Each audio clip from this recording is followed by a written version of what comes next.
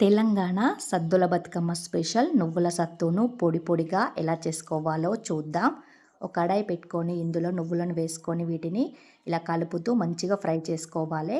ఇవి ఫ్రై అయిన తర్వాత ఒక ప్లేట్లో కానీ లేదంటే ఒక చాటలో వేసుకొని వీటిని పూర్తిగా చల్లారేదాకా చల్లార్చుకోవాలి. ఇవి చల్లారిన తర్వాతనే మనం గ్రైండ్ చేసుకోవాలి. లేదంటే వేడి మీద ఉన్నప్పుడు గ్రైండ్ చేస్తే మనకి ముద్దల్లాగా అవుతుంది సత్తు. అందుకనే చల్లారిన తర్వాత ఒక మిక్సీ జార్లో వేసుకొని దీన్ని మరీ మెత్తగా పేస్ట్ లాగా గ్రైండ్ చేయకూడదు, అలాగని మరీ బరకగా గ్రైండ్ చేయకూడదు. ఇప్పుడు ఇలా గ్రైండ్ చేసుకొని ఒక ప్లేట్లో వేసుకొని దీనికి సరిపడా షుగర్ని కూడా పౌడర్ చేసుకొని షుగర్ పౌడర్ని కూడా ఇందులో వేసుకొని మిక్స్ చేసుకుంటే తెలంగాణ సద్దుల బతుకమ్మ స్పెషల్ నువ్వుల సత్తు అయితే రెడీ అయిపోతుంది.